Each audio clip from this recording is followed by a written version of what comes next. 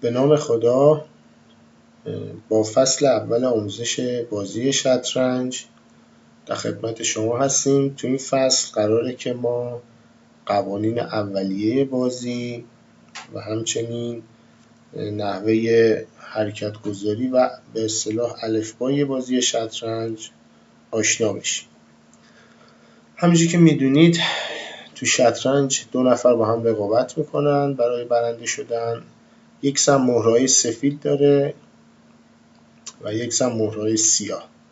تو هر طرف هر بازیکن 8 پیاده داره، 2 تا رخ داره، 2 تا اسب داره، 2 تا فیل و یه شاه و یه وزیر. هدفم تو این بازی مات کردن حریف، یعنی به دام انداختن شاه حریف است. هر کس که بتونه شاه طرف مقابل رو به دام بندازه بازی رو میبره. خب یه حالتایی البته وجود داره که بازی بالا به تساوی میانجامه.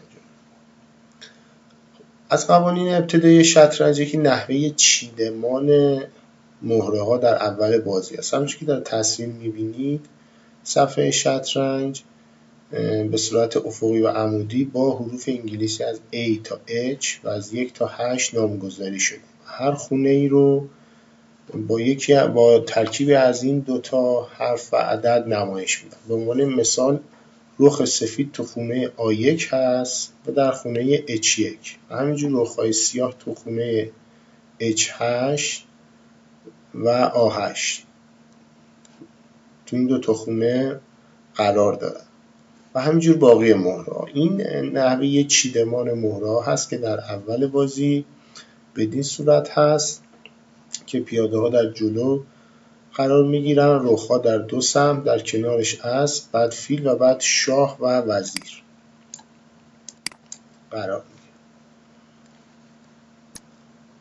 خب همینجوری که میدونیم بازی رو همیشه سفید شروع میکنه و باید یکی از مهره‌هاشو تکون بده و بعد از حرکت سفید نوبت حرکت سیاه هست. یعنی هر دو طرف هر کدوم یک حرکت پس از دیگری انجام میدن. خونه هم که دیدیم که هر خونه ای رو شما میتونید با ترکیب حرف A تا H و 1 تا 8 شماره گذاری کنید.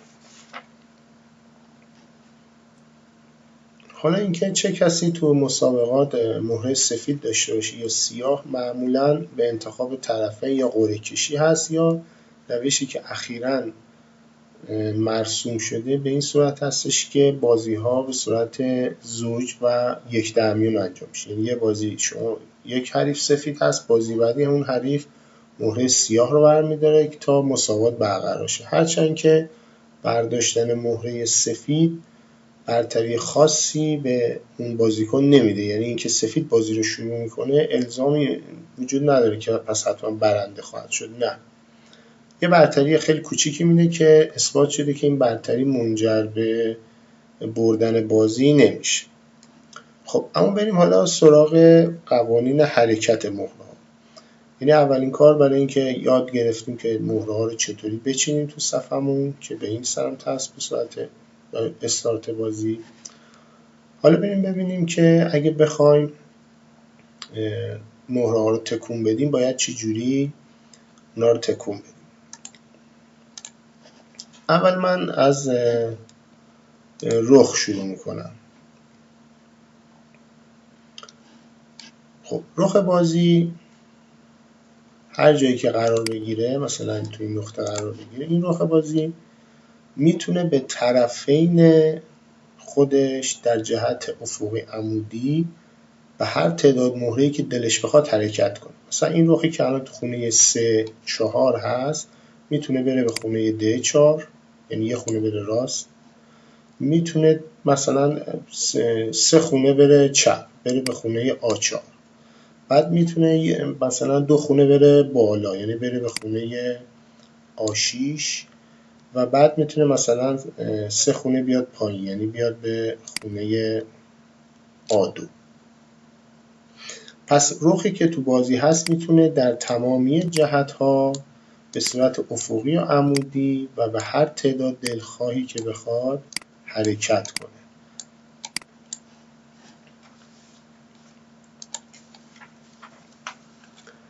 مهره بعدی مهره فیل هست. فیلی که الان من میذارم تو خونه D4. بکنید فیل برعکس رخ فقط تو خونه های ضربدری میتونه حرکت کنه، ولی به تعدادی که دوست داره. یعنی این فیلی که الان تو خونه D4 هست فقط میتونه به صورت اون مورب یا ضربدری تو هر تعداد خونه حرکت کنه. مثلا خونه D4 میتونه بره به خونه F6، بعد میتونه بره به خونه H4، بعد میتونه بره به خونه G3 و بعد میتونه بره به خونه B8. یعنی فیل میتونه در هر خط موربی به هر تعدادی که بخواد حرکت کنه. مهره بعدی مهره وزیر هست. وزیر میتونه در همه جهات، یعنی میتونه از ترکیب رخ و فیل استفاده کنه و در همه جهات چه مورب چه افقی و عمودی به هر تعداد دلخواهی که بخواد حرکت کنه. یعنی الان وزیری که تو خونه D5 هست میتونه بره به خونه F7، میتونه بره به خونه F6، میتونه بره به خونه A6، میتونه بره به خونه D3. یعنی تو هر جهتی چه مورب و چه افقی و عمودی میتونه به هر تعداد دلخواه خونه‌ای که بخواد حرکت کنه. اما مهره بعدی مهره اسب است. تو الان مهرهایی که دیدیم یعنی وزیر، رخ و فیل، حرکاتی که داشتن تا جایی ادامه داشت که مهره سر راهشون نباشه. ولی اسب یه خوبی که داره، اولا به صورت ال حرکت میکنه، یعنی ال در هر جهتی، چه ال کوتاه و چه ال بلند، یعنی چه ال ایستاده و چه ال خوابیده میتونه حرکت کنه و میتونه از رو مهره حریف هم بپره. به عنوان نمونه این اسبی که الان من گذاشتم تو خونه D5 اگه بخواد به صورت ال حرکت کنه میتونه به چند تا خونه حرکت کنه. یکیش خونه F4 هست، یکیش خونه F6 هست که میتونه بره، یکی هم به خونه B6 هست و یکی هم به خونه B4. این 4 تا و بعد اینا الهای خوابیده است. اگه دقت کنید اینا همه الهای خوابیده است.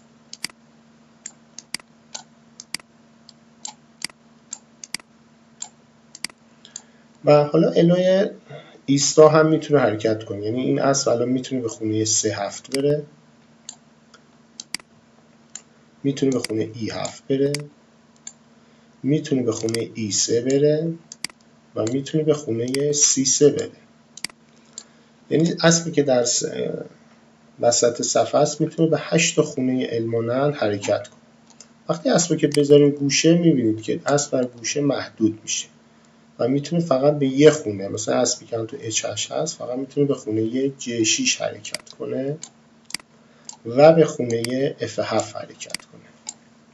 حرکت المانند. حالا فرض کنیم که یک مهره، چه مهره خودی و چه مهره حریف، سر راه این اسب باشه. این اسب میتونه از روی اون مهره ها حرکت کنه. در فرض اگه من بیام این دوتا مهره رو بذارم، اسب میتونه الان به خونه C3 بره، یعنی میتونه از روی وزیر سفید که در خونه C5 هست و رخ سیاه که در خونه C4 هست پرش کنه و بره به خونه C3. یعنی مهره های چه خودی و چه حریف سد راهی در برابر اسب نیستن، در حالی که باقی مهره های شطرنج برای اینکه برن به یک خونه ای باید اون خونه، مسیر اون خونه برای اون مهره ها باز باشه. خب اما مهره بعدی مهره شاه هست. شاه میتونه مثل وزیر در همه جهات حرکت کنه، در همه جهات حرکت کنه منتها به اندازه یه خونه. یعنی تفاوتش با وزیره که وزیر در همه جهات میتونه حرکت کنه به هر تعداد دلخواه، ولی شاه فقط میتونه در هر جهت فقط یک خونه حرکت کنه، چه در افقی چه مورب میتونه حرکت کنه. اما مهره بعدی و آخرین مهره که تو شطرنج هست مهره پیاده هست. همونجوری که میبینید پیاده همواره تو ردیف دوم خودش هست، این ردیف دوم سفید و هفتم سفید که میشه ردیف دوم سیاه قرار داره. پیاده برای حرکت کردن در حرکت اول میتونه 2 خونه پرش کنه یا 1 خونه. این به انتخاب خود بازیکن است. یعنی تو حرکت اول وقتی پیاده ها تو ردیف دوم هستن، مثلا پیاده ای که تو H2 هست میتونه هم به H3 حرکت کنه، هم میتونه پرش کنه به H4 توی حرکت اول. اما تو باقی حرکت ها باید دونه به دونه بره جلو. یعنی دیگه از H4 باید میتونه فقط بره به H5، بعد میتونه فقط بره به H6. حرکتش هم به صورت صاف هست، یعنی به صورت کاملا صاف هست در ستونی که خودش قرار داره. حالا اگه در حرکت اول یه پرش انجام بده، مثلا این پیاده‌ای که در H هست اگه بیاد به H4 دیگه نمیتونه به H3 برگرده. یعنی حرکت پیاده فقط هم رو به جلو، نمیتونه بازگشت داشته باشه. پس پیاده میتونه به H3 بره، بعد بره به H4، بعد بره به H5 و H6 و همینجوری آخر. و یا اینکه از اول یک پرشی داشته باشه، اول بره به H4، بعد بره به H5، بعد بره H6 و الی آخر. خب این از نحوه حرکات مهره‌های شطرنج است. اما حالا فرض کنیم که یک مهره‌ای می‌خوایم با یک مهره اصطلاحاً مهره حریف رو بزنیم. شما میتونید با هر مهره‌ای که در صفحتون وجود داره مهره حریف رو بزنید و از بازی خارج بشید. زدن مهره توسط مهره‌های شطرنج، زدن مهره‌های حریف توسط مهره خودی به همون شکلی هستش که حرکت می‌کنه. مثلا من اینجا یک اسب داشته باشم و یک رخ و نوبت حرکت با سفید باشه، سفید میتونه با اسب سفید میتونه با حرکت المانن از D4 به C6 رخ حریف رو از بازی خارج کنه. ببین یه بار دیگه اسب سفید همونجوری که حرکت میکنه میتونه مهره حریف رو از بازی خارج کنه. همچنین اگه من یه فیلم داشته باشم، یه فیل سفید مثلا اینجا، این فیل سفید میتونه با یک حرکت اسبی که در C6 هست از بازی خارجش کنه، یا میتونه در حرکت بعدی با یک حرکت پیاده‌ای که در G2 هست رو از بازی خارج کنه. این نحوهی هستش که تمام مهره‌های شطرنج میتونن مهره حریف رو از صفحه بازی خارج کنن به جز پیاده همون چیزی که گفتیم حرکتش صاف روی جلو هست، اما زدن مهرهش به صورت مورب و یه دونه‌ای هست. یعنی الان فرض کنید پیاده‌ای که در خونه H6 قرار داره، این پیاده الان میتونه پیاده حریف رو که در خونه G7 هست رو بزنه و از بازی خارجش کنه. یه بار دیگه پیاده‌ای که در H6 وجود داره میتونه در یه حرکت پیاده G7 رو از بازی خارج کنه. همچنین برعکسش، یعنی پیاده‌ای هم که در G7 هست میتونه با یک حرکت پیاده H6 رو از بین ببره. حالا اگر پیاده‌ای برسه، مثلا پیاده F برسه به خونه F3، پیاده F7 برسه به خونه F3، اینجا دو انتخاب داره. میتونه پیاده E2 رو بزنه، پیاده جلوی شاه رو شکار کنه، یا اینکه میتونه پیاده‌ای که در G2 هست رو شکار کنه. و همچنین برعکسش، یعنی همچنان باز هم تو این حالت اگه نوبت با سفید باشه پیاده G2 میتونه F3 رو بازی خارج کنه و همچنین پیاده E2 میتونه پیاده F3 رو از بازی خارج کنه. حالا یه قانون دیگه هم میمونه مربوط به قانون آنپاسان هست که این یه مقدار نیاز به توجه بیشتری داره. وقتی که ببینید من بچینم، فرض کنید تو این حالت نوبت حرکت با سیاه باشه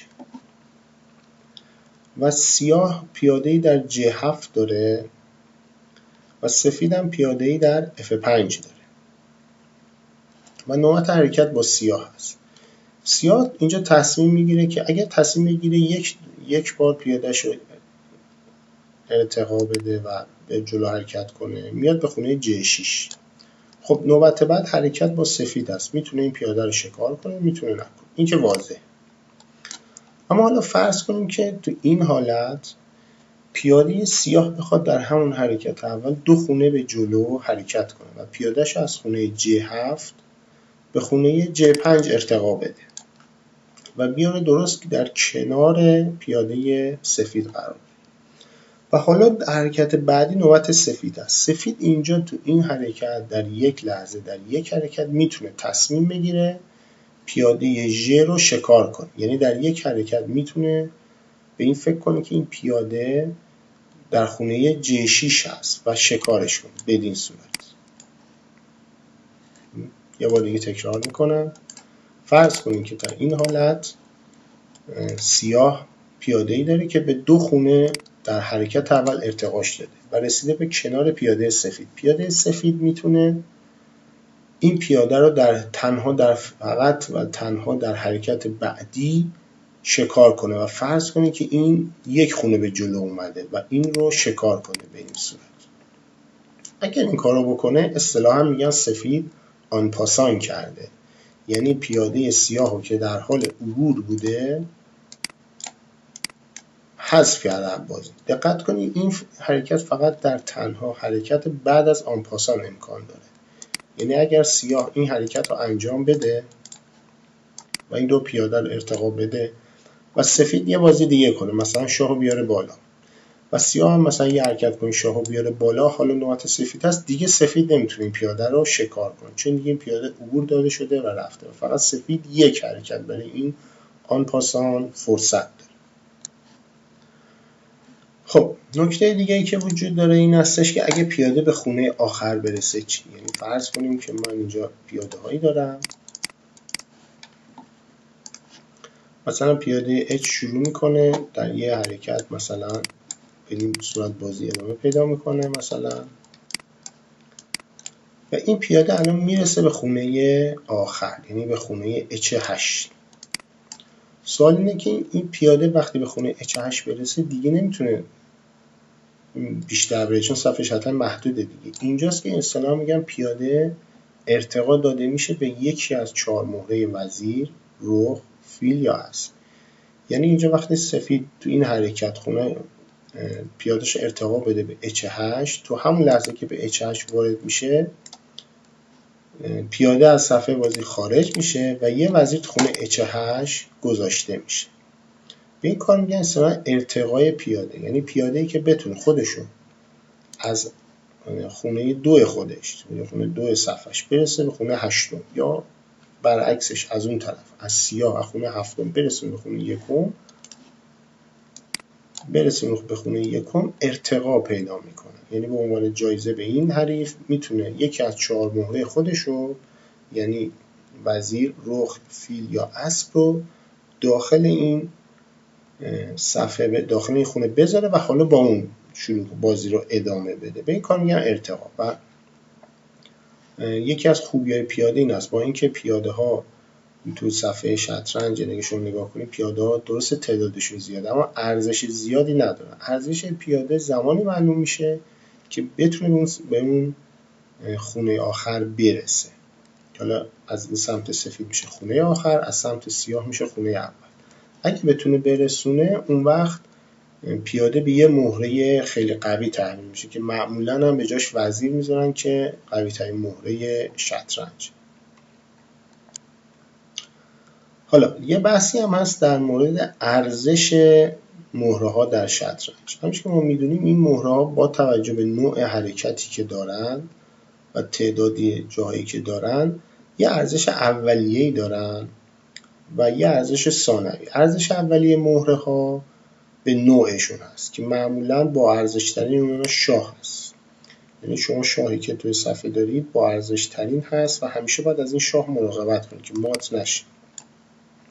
بعد از اون مهمترین مهره شطرنج وزیر هست که شما باید همیشه سعی کنید تو بازی حفظ کنید.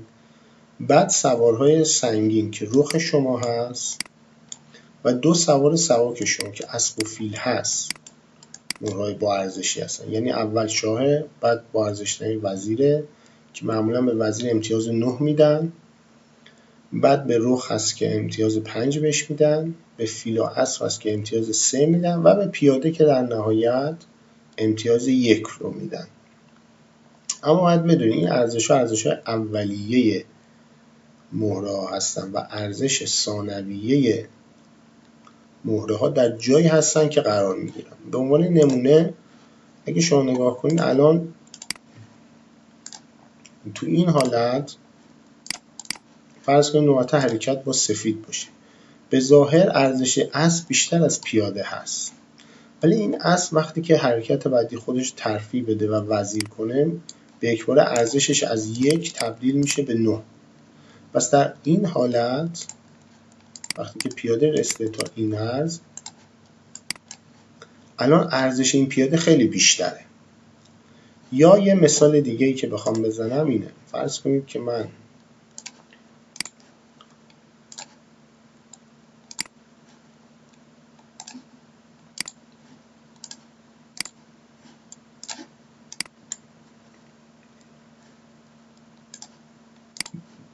تو این حالت، فرض کنید ما الان تو این حالت هستیم، الان ارزش این اسب و این پیاده یکسان هست. چرا؟ چون که هر دوی اینها مسیرشون بسته هست. یا بذارید مثال بهتری بخوام بزنم، الان نگاه کنید نه این اسب ارزشی داره نه این پیاده ها. چرا؟ چون که هیچون قابلیت حرکت نداره. چه این پیاده‌ای که ارزشش 1 هست قابلیت حرکت نداره، اسب هم همینطوره، اسب هم بازی نداره. واسه اینا ارزششون الان اینجا با هم برابره و هیچ ارزشی نداره. یا اگه من اینجا به یه فیل تبدیل کنم، ببینید باز هم اینجا الان ارزش این پیاده و این اسب 0 هست چون قابلیت حرکت نداره، ولی ارزش فیل همچنان زیاده. چرا؟ چون میتونه از اونجا حرکت کنه بره. بعد از حرکت فیل هستش که حالا در حرکت بعدی اسب میتونه بازی کنه و ارزش پیدا میکنه.